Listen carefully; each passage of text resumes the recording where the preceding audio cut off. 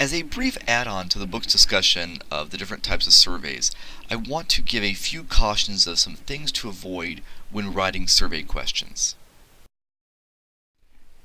The first thing to avoid is writing double-barreled questions, and that's where you're really asking two things in a single question, such as, I like green eggs and ham. Well, what if a person likes green eggs but doesn't like green ham? How would they answer? Would they be neutral? Would they just put slightly agree? I mean, it's sort of unclear. So instead, you just break it into two questions. I like green eggs, I like green ham. Using a little bit less silly of an example, walking and running are good exercise. Well, there might be somebody who thinks that running is a great exercise, but walking is sort of weak. I'm a big fan of walking, so I wouldn't say that. But while I like walking a lot, in some ways I think walking is actually a better exercise than running, because running is such a stress on the body, especially the joints. So you'd want to break that up into walking is good exercise, running is good exercise, and those scores could be similar, but they could be different. So anyway, avoid double-barreled questions. Also avoid negative wording, such as, I don't want my child going to a public school. That I don't sort of throws a person off a little bit. Should I say strongly disagree if I don't want my child going to a public school? Or is it strongly agree if I don't want my child going to a public school? It's just a little bit confusing. How else would you word this question? Well, first, you could say, I want my child to go to a public school. And then if they said strongly disagree, you know exactly what they meant then, right? Also, maybe you want to know about how people feel about sending their child to a private school, and you just say, I want my child to go to a private school. Because sometimes we say, I don't want something, it's a long way around to saying, I want something. Or maybe it's, I want my child to be homeschooled. Whatever it is, you want to avoid those negative worded questions. You can do something called reverse coding. And so if you want to find out how people feel about public schools, and so you give them the question, I want my child to go to public school, it might be that you're asking a series of questions like, public schools are dilapidated, public schools have poor resources, etc. So all those high scores represent a negative attitude. What you could do with, I want my child to go to public school, is reverse code it.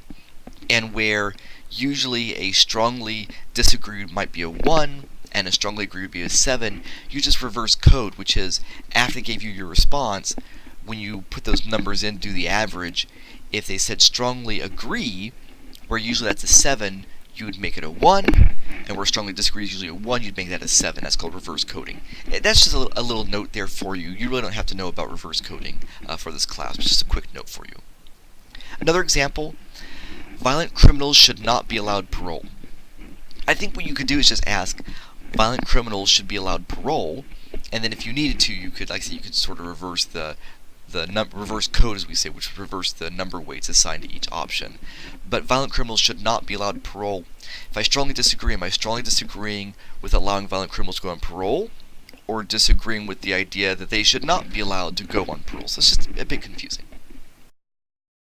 Another thing to avoid is bias. I mean, it sounds sort of generic, always avoid bias, but avoid bias in your questions.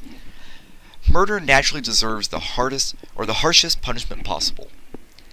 That naturally suggests to the reader that you, as the writer of the question, have a very clear opinion about what is an appropriate response. So murder naturally deserves the harshest punishment possible. Just leave out naturally. Or questions that begin with, wouldn't you agree? Like, wouldn't you agree that murderers deserve the death penalty? That wouldn't you agree, it's leading, right? It has a bit of bias. It tells the respondent how they should be answering. Also, avoid language that displays bias. Freeloaders should have to blank. Right? Freeloaders should have to complete a drug test before receiving certain social services. Whoa! You're calling people freeloaders. I mean, that's really inappropriate. So people who receive housing assistance should undergo drug testing. Like, what do you mean? I mean, it's a bit vague, but also it's clearly biased. Right? It's clearly biased in inappropriate language in your survey. A final thing to avoid is vague language. Here's an example. Drugs are a big problem. Well, what do you mean by a big problem? Are you saying it's widespread? Are you saying it's having a lot of negative impacts? What do you mean by it being a big problem? I don't know what big is. Like, it's really urgent, it's really common, right? And also drugs.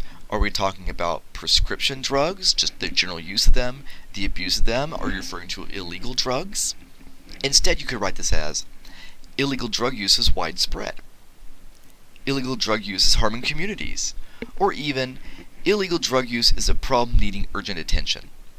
This is a bit more clear about both what you mean by drugs, as well as what is a big problem.